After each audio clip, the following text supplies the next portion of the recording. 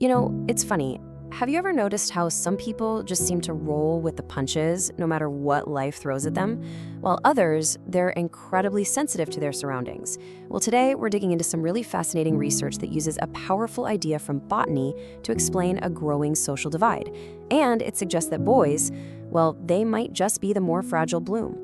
So let me ask you this question. It might seem a little strange at first, but it's one that psychologists are using to get at a really fundamental difference in how we all develop. And no, this has nothing to do with gardening. It's all about resilience.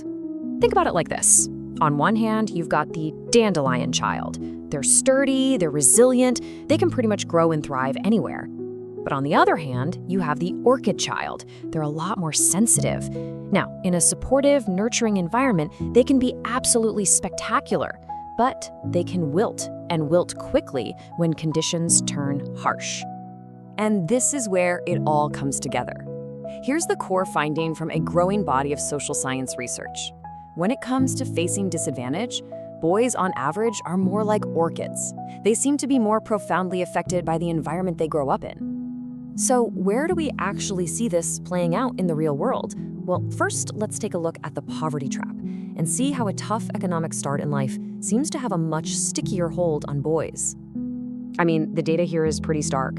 If you're a boy born into a low-income family, your chances of climbing that economic ladder as an adult are significantly lower than for a girl from the very same background.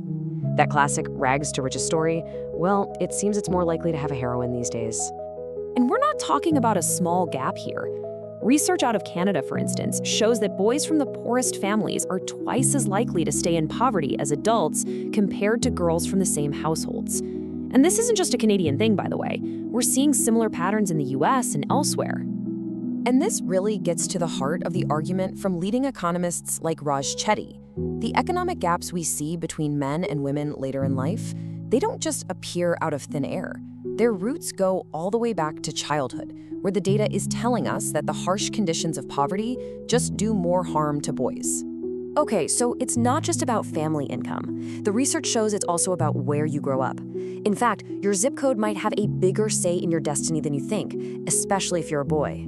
So what is it about these neighborhoods? Well, researchers have pinpointed a few specific risks that seem to be especially damaging for boys. Things like growing up in areas with high crime or in communities with a lot of single-parent households and maybe not as many fathers around. The takeaway here is simple, but it's really profound. While a tough neighborhood is bad for any kid, the evidence suggests it casts a longer, darker shadow over the future of boys. For girls, their outcomes just seem to be less tied to their geography. And this vulnerability, it doesn't stop at the street corner. It carries right into two of the most important places for any kid, school and home. This is where we see that orchid and dandelion story really play out in things like grades and family stability. In the classroom, a boy's success seems to be much more tightly linked to his family's income, his parents' education, and whether they're married. For girls, on the other hand, academic performance seems to be more independent of those background factors. They are, in that sense, more like dandelions, more resilient. And the difference this makes in education is, well, it's huge. Look at this. Among the poorest families, girls are a staggering 57% more likely to earn a four-year college degree than boys from the exact same background. That's a massive gap that shows just how much disadvantage can throw a boy's educational journey off track. But now, let's flip the script. Look what happens when we look at kids from the wealthiest families.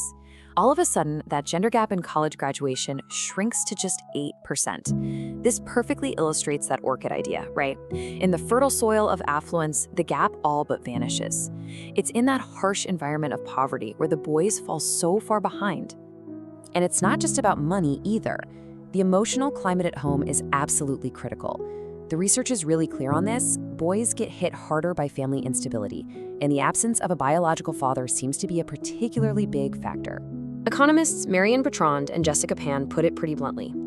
Their research shows that boys raised by single parents, especially single moms, tend to have worse outcomes in school and are less likely to go to college compared to girls in the same boat, sometimes even their own sisters. So, what happens when you put all of this stuff together? You've got the poverty trap, the neighborhood effects, the gaps at school and at home.